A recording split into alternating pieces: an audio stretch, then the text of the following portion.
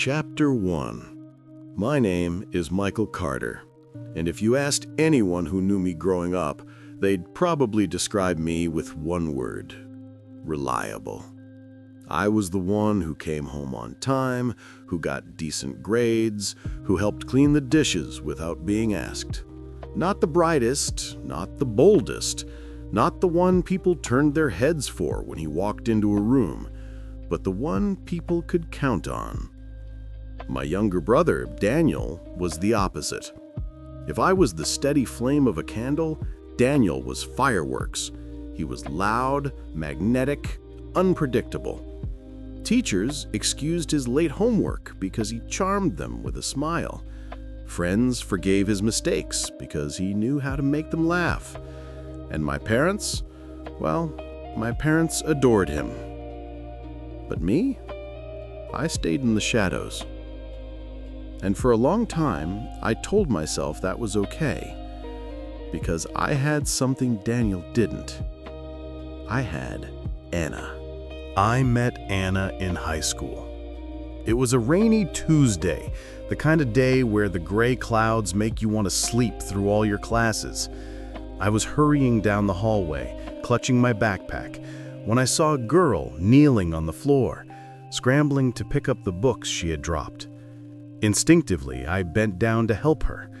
She looked up at me, strands of hair falling into her face, and smiled. A smile so bright that for a moment I forgot the rain outside, the noise of the hallway, even my own name. "Thanks," she whispered. That single moment stayed with me. We became friends, then more than friends, and before I knew it, Anna was stitched into every part of my life. She came with me to school dances, cheered me on when I doubted myself, and sat with me during quiet evenings when I thought the world had forgotten me. Daniel had his admirers, but I had Anna, and that made me feel like the luckiest man alive. Years later, after college, we were still together. We didn't have much. My salary as a project manager barely covered rent and bills. But Anna never complained. She believed in me in a way no one else did. So when I finally saved up enough for a modest diamond ring, I knew what I had to do. On Anna's 25th birthday, I took her out to the little Italian restaurant where we'd had our very first date. The place hadn't changed much. The same checkered red and white tablecloths, the same candlelight that flickered against the glass windows. The whole time we ate, my heart pounded in my chest. I could barely taste the pasta. I kept patting my pocket, making sure the ring box was still there. When dessert arrived, a slice of tiramisu with a single candle in the middle, I slid out of my chair, dropped to one knee, and pulled out the ring. "Anna," I said, my voice shaking, "I may not be perfect. I may not be the most exciting man in the world, but I promise you this: I will love you, protect you, and stand by you for the rest of my life. Will you marry me?" The restaurant fell silent. Every head turned toward us. My palms were sweating, my throat tight. Then Anna's eyes filled with tears. She covered her mouth, nodding frantically, before whispering, "Yes, Michael, 1,000 times yes." The whole room erupted into applause. Strangers raised their glasses. The waiter beamed at us as though he were part of the moment. And me? I felt 10 feet tall. For once in my life, I wasn't just the reliable one. I was the man who had won the heart of the woman he loved more than anything in the world. That night, as we walked home, Anna slipped her hand into mine and rested her head on my shoulder. The diamond on her finger glittered faintly under the streetlights. "I can't believe it," she whispered. "We're really going to be married." I kissed her forehead, trying to memorize everything about that moment. The cool night air, the sound of distant traffic, the warmth of her hand in mine. In that instant, I believed nothing could ever come between us. When we told my parents the next day, their reaction was complicated. My mother gave Anna a hug, but her smile didn't reach her eyes. My father congratulated me, but his voice lacked the enthusiasm I had hoped for. Daniel wasn't home yet. He was still overseas, working on one of his many ambitious projects. So maybe my parents were distracted. Maybe they were preoccupied. I told myself not to read too much into it. Still, a small part of me noticed the hesitation in their faces. The way they looked at Anna, then at me, as if silently questioning whether I was enough for her. But Anna squeezed my hand tighter, beaming as she showed them the ring. "We're engaged," she said proudly. "Michael makes me so happy." And in that moment, I thought, yes, this is real. This is ours. No one can take this away from me. If only I had known how wrong I was. Chapter 2. Daniel had always been the star of our family. Even when he wasn't in the room, my parents would bring him up constantly, like his very existence gave them status. "Daniel just got promoted again," my father would boast at family dinners. "Daniel's company is flying him business class," my mother would add, her eyes glowing with pride. Meanwhile, I sat there, quietly eating my food, pretending it didn't sting. I had my own job, my own responsibilities, but in their eyes, I was never quite enough. I told myself it didn't matter, because Anna chose me, and that was all I needed. When Daniel finally came home after years abroad, my parents threw a grand dinner. It felt more like a royal celebration than a family meal. They spent days preparing the house, polishing the silverware, buying new curtains, even hiring a caterer. When I arrived with Anna that evening, the place was buzzing with relatives and family friends, all eager to see the golden son return. The moment Daniel stepped through the door, all eyes turned toward him. He looked every bit the part of the successful prodigal son, tall, broad-shouldered, wearing a tailored suit that probably cost more than my monthly salary. His hair was slicked back, his smile dazzling, his voice confident. "Michael!" he exclaimed, pulling me into a hug. "It's been too long, brother." I hugged him back, though the pressure in my chest was hard to ignore. Then he turned to Anna. "And this must be Anna," he said smoothly, taking her hand and kissing it lightly. "Michael has told me so much about you." Anna laughed nervously, her cheeks turning a shade of pink I hadn't seen in a long time. "It's nice to finally meet you, Daniel. Michael talks about you all the time." Something twisted inside me.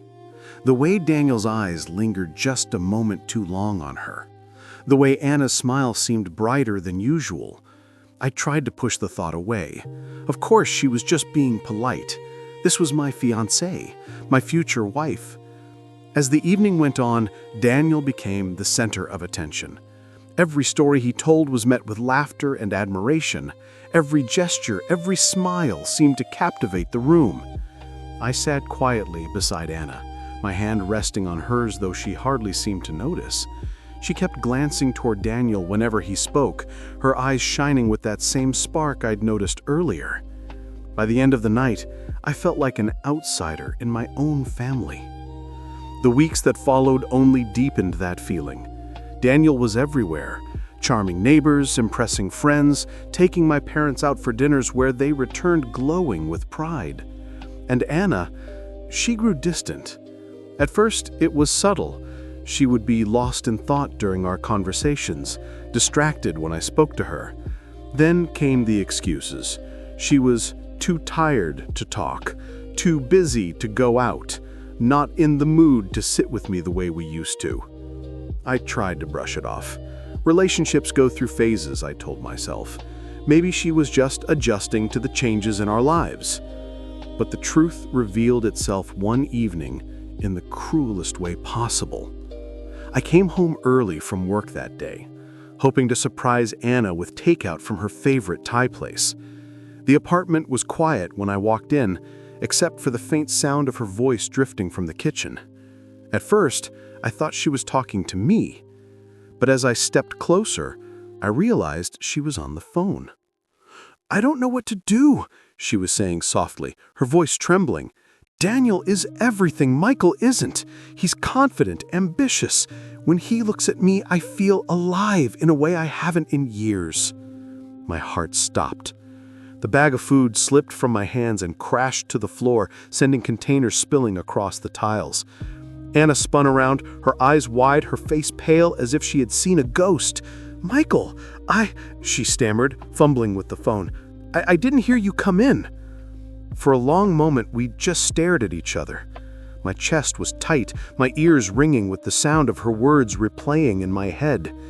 Daniel is everything Michael isn't, alive in a way I haven't in years.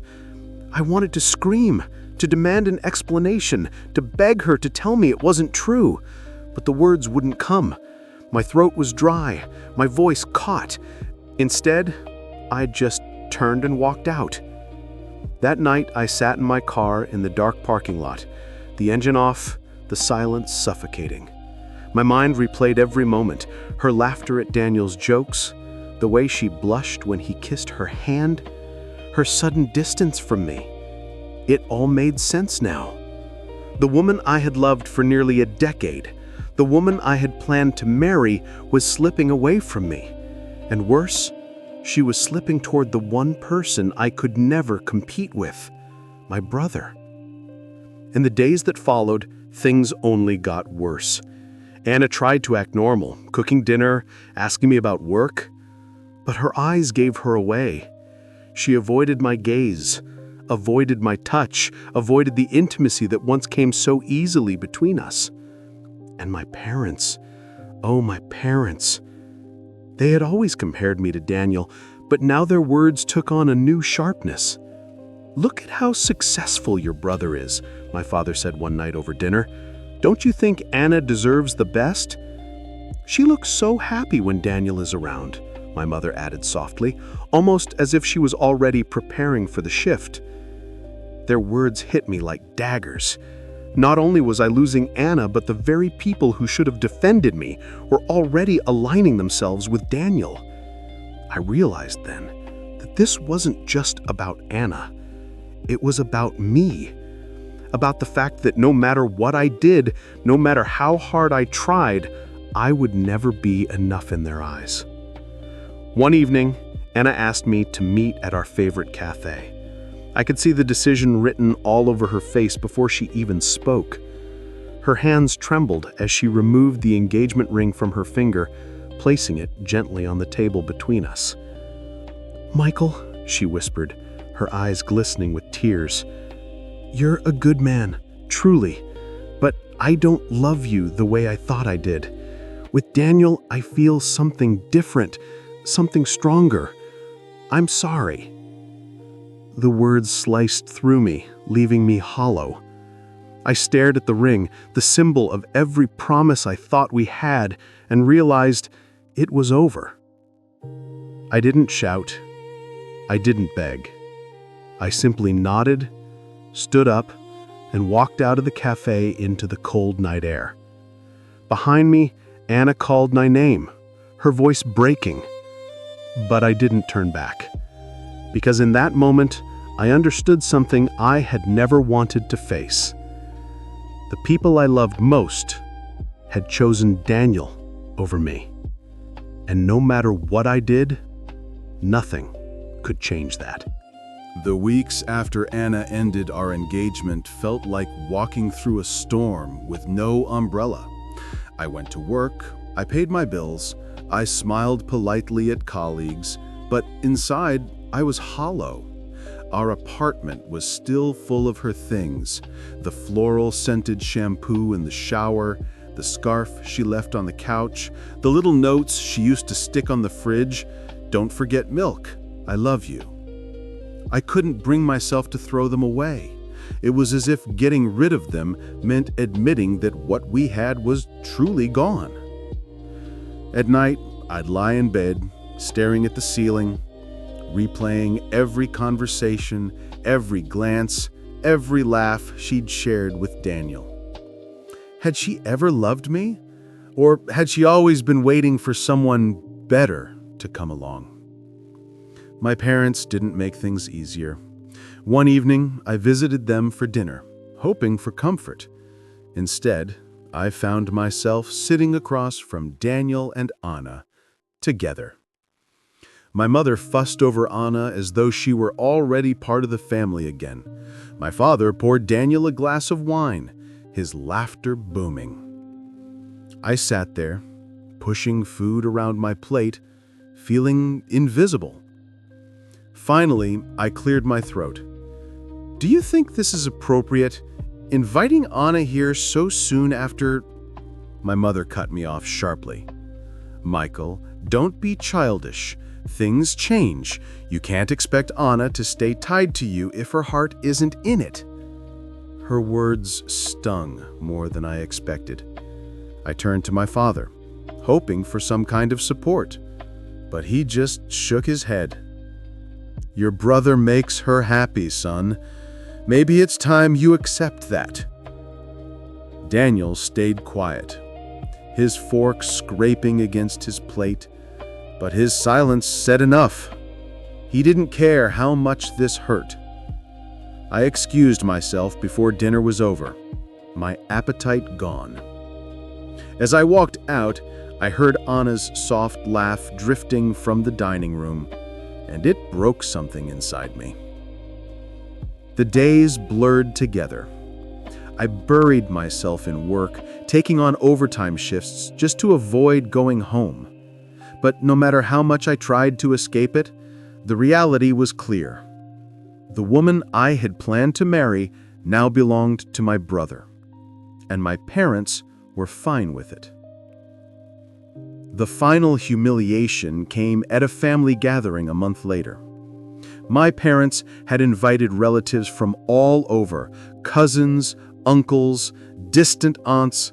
The living room buzzed with chatter, glasses clinking, the smell of roasted turkey and garlic bread filling the air. I walked in, trying to steady myself, trying to pretend everything was normal. Then I saw them, Daniel and Anna, standing in the center of the room, hands intertwined, smiles plastered across their faces. My mother clinked her glass, calling for silence. Everyone, we have a special announcement tonight. Daniel and Anna are engaged. The room erupted in cheers. People clapped, shouted congratulations, raised their glasses. I stood frozen, my heart pounding in my chest. Anna beamed as Daniel slipped a sparkling ring onto her finger, the same finger where my ring had rested only weeks before. I wanted to scream. I wanted to run. Instead, I forced a smile, my cheeks burning as relatives patted me on the back, some whispering awkward condolences. I shook Daniel's hand when he extended it. I even congratulated Anna. Because what else could I do? Cause a scene? Show them how shattered I really was? No. I swallowed it down, locked it deep inside, and pretended to be okay. But inside, I was crumbling.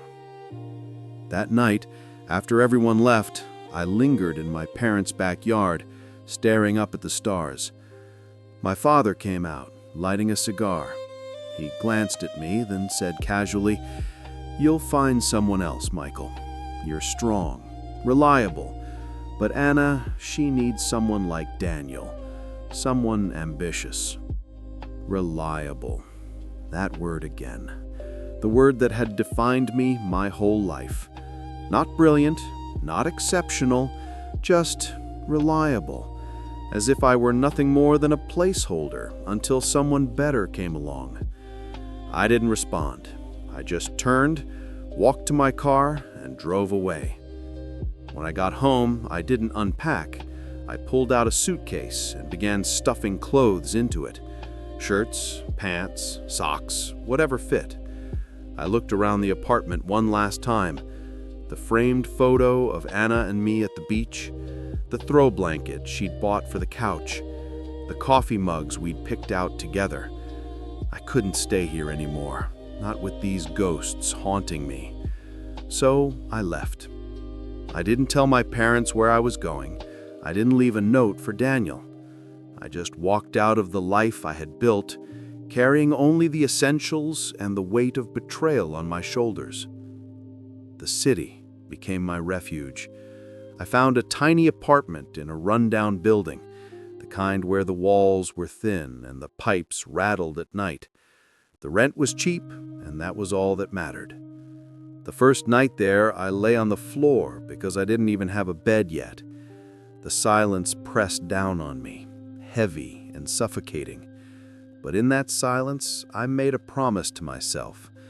If my family could cast me aside so easily, then I didn't need them. If Anna could choose Daniel over me, then she was never really mine. I would rebuild myself, piece by piece, no matter how long it took. Because the man they saw as reliable would become so much more. Chapter 4. The city didn't welcome me with open arms. It swallowed me whole, chewed me up, and spat me out. At first, I thought moving away would be enough to start fresh, but reality hit me like a freight train. The apartment I'd found was little more than a box with peeling wallpaper and a window that barely closed. At night, I could hear arguments through the thin walls, the sound of bottles breaking, the low hum of traffic echoing endlessly. I slept on the floor the first week, with nothing but a jacket for a pillow. Finding work wasn't easy either. My resume wasn't impressive, and my confidence was shattered. I applied everywhere, from offices to diners to delivery services. Eventually, I landed 2 jobs, an office clerk during the day and a delivery driver at night. The office work was tedious. I sat in a cubicle, typing endless reports, fetching coffee from managers who barely remembered my name. They never saw me as more than background noise, just another faceless worker. The delivery job was harder. I drove through rainstorms, trudged up apartment stairs, endured angry customers when their food was late. My body ached, my eyes burned from exhaustion, but I couldn't stop, because the pain of working myself to the bone was easier than the pain of remembering Anna's laugh with Daniel. Money was tight. I skipped meals sometimes just to stretch my paycheck, but I refused to ask my parents for help. I refused to give them the satisfaction of seeing me crawl back. Every insult, every comparison, every moment they chose Daniel over me, I carried those like stones in my chest. Heavy, yes, but also fueling me. At night, when I parked my delivery car in front of that crumbling apartment building, I would whisper to myself, one day they'll see. One day they'll regret ever doubting me. The years blurred together. Slowly, painfully, I climbed. I took online courses in logistics and business management. It meant less sleep, but I devoured every lesson, every case study. I wanted to understand how companies worked, not just as an employee, but as a builder. I saved every extra dollar. No vacations, no luxuries, just relentless discipline. It was during this time that I met Emily. I was making a late-night delivery to a small bookstore that doubled as a cafe. The place was nearly empty, save for a young woman behind the counter, stacking books with delicate care. She looked up as I entered, brushing a strand of hair from her face. Her eyes were gentle, steady, not the kind that dazzled you instantly, but the kind that invited trust. "Delivery?" she asked, smiling softly. "Yeah," I said, placing the bag on the counter. She thanked me and struck up a conversation. Small things at first. How late it was, how quiet the streets had become, and how the smell of old books was comforting. Her voice was calm, grounding. For the first time in months, I felt the knot in my chest loosen. if only slightly. Her name was Emily. I began seeing her more often. Whenever my delivery route brought me near her cafe, I'd linger, finding excuses to talk. She never pushed, never pried. She just listened. And little by little, I found myself opening up. About my long hours, about the exhaustion, even about how sometimes I felt invisible in the world. Emily never pitied me. She never said, "That's so sad." Instead, she would nod, thoughtful, and say things like, "That sounds hard, but you're still here. That says something." It wasn't love at first sight. It wasn't fireworks like Anna, but it was something steadier, safer. Still, I couldn't let her in. Not fully. The scars Anna left were still too raw. Meanwhile, my work life slowly shifted. A friend I had met in an online course invited me to join a small startup. It was risky, underfunded, and half the time we worked out of his garage, surrounded by empty pizza boxes and whiteboards covered in scribbles. But for the first time, I wasn't just an employee. I was part of building something. I learned how to negotiate with suppliers, how to calm angry clients, how to stretch a budget until it nearly snapped. Mistakes were constant, but each one was a lesson carved deep into my skin. We failed more than we succeeded in those early years, but failure became my teacher. And slowly cracks of light began to appear. By the time I was 30, I had scraped together enough savings and experience to take the biggest risk of my life, starting my own logistics company. I registered the name, rented a tiny office space, and hired 2 part-time drivers. It wasn't much, but it was mine. Every day, I woke up before sunrise and worked until my body begged for rest. I answered emails, made deliveries myself, pitched to clients, even swept the office floor at night. Some days it felt impossible. Clients bailed, trucks broke down, bills piled up faster than payments came in. But unlike the pain of betrayal, this pain had meaning. Every obstacle overcome was proof that I was no longer just reliable Michael. I was Michael Carter, builder of something new. Emily became part of that journey too. She'd stop by with coffee when she knew I hadn't eaten. She'd sit with me while I reviewed contracts late into the night. She never demanded more than I could give. Her presence was enough. Sometimes she'd smile at me across the desk, her eyes warm, and say, "You're doing it, Michael. You're really doing it." I wanted to believe her, but deep down, I was still afraid. Afraid of trusting again. Afraid of giving someone my heart only to have it shattered. So I kept her at a distance, close enough to lean on, but never close enough to hurt me. Looking back, those years were brutal. Lonely nights, endless work, constant doubts, but they were also the years that forged me. The betrayal had broken me, yes, but in the cracks, something stronger was forming. I wasn't just the dependable son anymore. I was a man who had fallen to the bottom and was clawing his way back up. And though I didn't know it then, the day would come when the very people who cast me aside would look at me not with pity or contempt, but with regret. Chapter 5. On the outside, Daniel and Anna looked like a golden couple. They had the photos to prove it. Smiling vacations, elegant dinner parties, perfect holiday cards with scripted notes about love and success.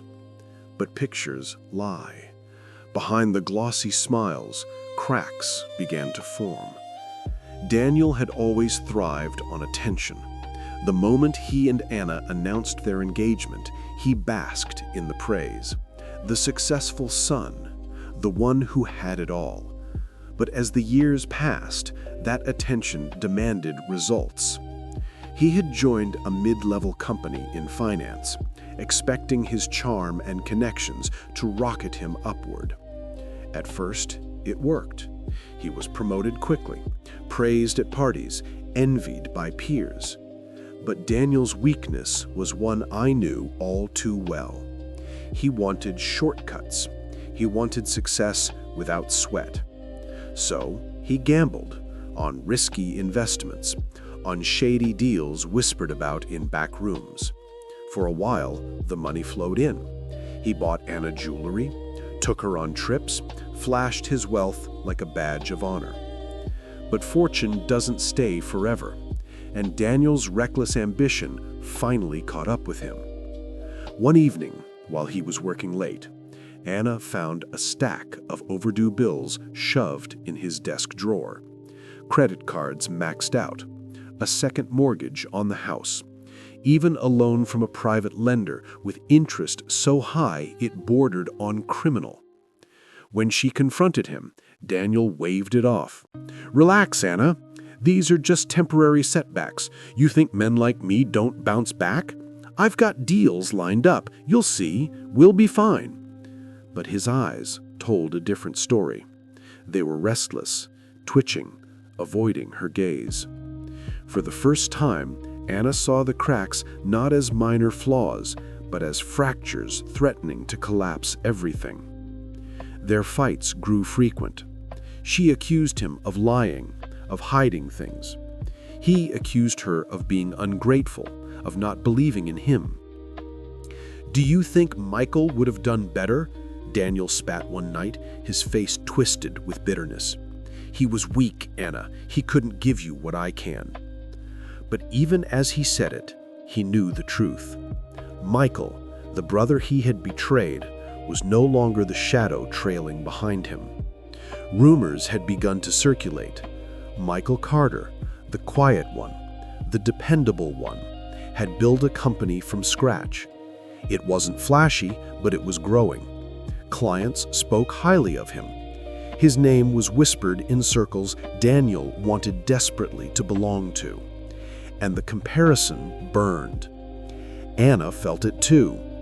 At dinner parties, relatives would mention Michael in passing. "Did you hear about his company? Incredible, isn't it?" "I always knew he'd have a hard working." She responded politely, but inside the words cut. Because she remembered the man she had left behind, the man who had once looked at her with unwavering devotion. She started asking herself dangerous questions in the quiet of night. What if I had stayed with Michael? Would my life be simpler, safer, happier? Daniel sensed the shift, her glances, her silences, the way she lingered on Michael's name whenever it was mentioned. It drove him mad. Meanwhile, the pressure at work mounted. Daniel made one risky deal too many, and when it collapsed, so did his career. The company quietly let him go. His reputation, once untouchable, became tainted. News spread quickly. Friends stopped calling. Invitations disappeared. Even his own parents, who had once bragged about him to anyone who would listen, grew quieter. At family gatherings, his father would sip his drink and change the subject when Daniel's name came up. His mother no longer boasted about her successful son. Instead, conversations shifted toward Michael. Anna tried to hold their household together. She cut back on expenses, took on freelance work, even suggested selling the second car. But Daniel's pride wouldn't allow it. "I won't live like a failure," he snarled when she suggested downsizing their lifestyle. "I'm not Michael, scraping by in a shoebox apartment. I'm better than that." But the truth was undeniable. The walls were closing in. Bill collectors called daily. Friends avoided them. The shine of their marriage dulled until all that remained was resentment. One evening, Anna stood at the kitchen sink, staring at a stack of unpaid bills.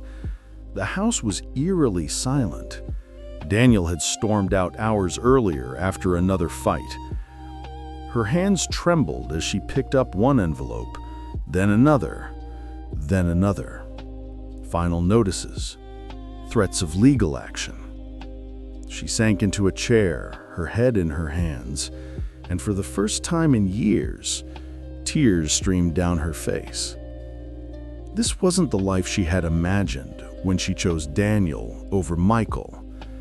She had traded steady love for fleeting charm, stability for illusion, and now the illusion had shattered. Daniel stumbled home past midnight, reeking of alcohol.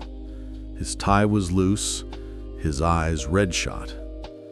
Anna rose to meet him, her voice shaking. "Daniel, we can't keep doing this. We're drowning. We need help, real help."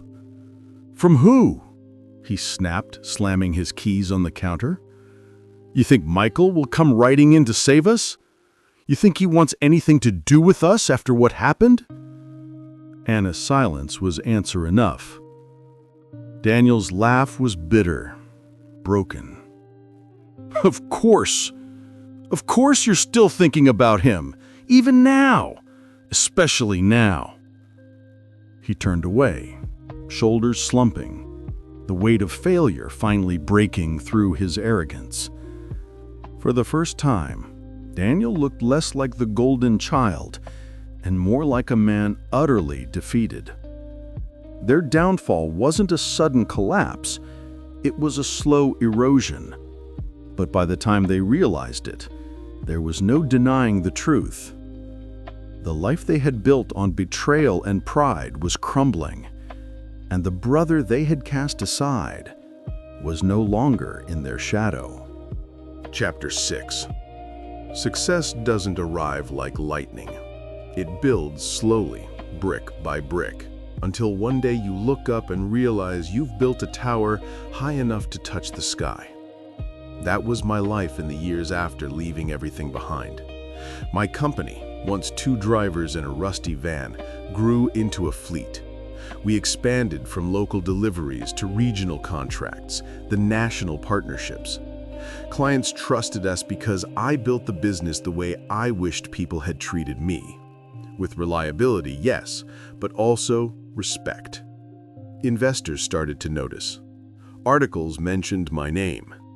Invitations that once went to Daniel now landed in my inbox. I became what no one thought I could be, a man of influence. The recognition came to a head one evening when I was invited to speak at a major industry conference. I stood on stage, the bright lights nearly blinding, rows of faces staring up at me. As I shared my story, not the betrayal, not the heartbreak, but the resilience, I felt a calm power flow through me. When I finished, the audience rose to their feet. Applause thundered in the hall. I stood there, humbled, but also vindicated. For the first time in my life, I wasn't Michael Carter, the afterthought. I was Michael Carter, the man who refused to stay broken. Emily was in the front row that day. When our eyes met, she was smiling, her hands clapping furiously. She had been by my side through every sleepless night, every obstacle. Patient, steady, unwavering. Later that evening, as we walked out of the venue together, she looked at me and said softly, "I told you, Michael, you were always meant for more." Her words sank deep, and for the first time, I let myself wonder if I was finally ready to open my heart again. But success didn't only bring me applause. It also brought my family back into my orbit. It started with a phone call from my mother. Her voice was tentative, nothing like the sharp tone she once used to dismiss me. "Michael, it's been so long. We've been meaning to see you. Your father and I, we're proud of you." Proud. The word tasted bitter. Where was that pride when I needed it most? I kept the conversation polite, but distant. Old wounds don't heal overnight. Then came Daniel. We hadn't spoken in years, but one evening as I left my office, I found him waiting by the entrance. He looked nothing like the brother I remembered. His suit was wrinkled, his eyes hollow, his once confident posture slumped with defeat. "Michael," he said quietly, almost ashamed. I didn't know where else to go. I didn't respond. I just waited. He ran a hand through his hair, sighing heavily. "I lost everything. The company, the house, even Anna's gone. She couldn't take it anymore." It turns out she liked the success more than she liked me. There was no triumph in hearing it, no satisfaction in seeing him broken, just a heavy sadness. Because no matter what he had done, Daniel was still my brother. "I made mistakes," he admitted, his voice cracking. "With you, with Anna, with everything. I thought I was better, but I see now I was nothing without shortcuts. And you built something real." I should have hated him. I should have walked away. But as I looked at him standing there, stripped of pride, begging not for money but for forgiveness, I realized something. His downfall wasn't my victory. My true victory was the man I had become despite him. "I can't change the past," I told him, "and I can't forget what you did. But I hope you find your way back, just like I did." His eyes filled with tears, and for the first time in our lives, Daniel didn't look like my rival. He just looked like my brother. A week later, my parents invited me to dinner. This time, I didn't hesitate. I walked into their home, no longer the boy desperate for approval, but the man who had found his own worth. The atmosphere was different. My father, once so proud of Daniel, now looked at me with quiet respect. My mother fussed nervously, as if trying to undo years of indifference in one evening. When we sat down to eat, my father raised his glass. "To Michael," he said, his voice steady, "the son who showed us what resilience truly means. We were wrong about you, son, and we are sorry." The table went silent. My chest tightened. For years, I had dreamed of hearing those words. And now that they were spoken, I realized I didn't need them anymore. I had already proven my worth to myself. That night, after I left their house, Emily met me at the cafe where she still worked part-time, despite her own career dreams. As we sat together sipping coffee, I told her everything about Daniel, about my parents, about the apology I never thought I'd receive. She listened quietly, her hand resting over mine. Then she asked the question I hadn't let myself face until now. "Michael, are you ready to stop carrying the past and start living in the present with me?" I looked at her, the woman who had stood by me not for what I could give, but simply for who I was, and I realized the answer was yes. Months later, under a sky painted with stars, I stood before Emily, holding her hands in mine. We weren't surrounded by grand wealth or lavish applause, just close friends, laughter, and a love that had been tested through fire and time. When I promised to cherish her, I knew that it wasn't just words. It was truth, carved from years of pain and growth. And when she whispered, "I do," I finally felt whole. As the night ended, I found myself reflecting on the journey. Betrayal had broken me. Loneliness had nearly consumed me. But in the ashes, I had rebuilt. Not for my parents, not for Anna, not even for Daniel. I rebuilt for myself. And in doing so, I found love again. Not the fleeting kind, but the kind that stays. That was my redemption. That was my recognition. Not the applause of strangers or the approval of family, but the quiet certainty that I was enough. Michael Carter. Not the shadow of a brother, not the forgotten son, but a man who had fallen, risen, and learned to love again.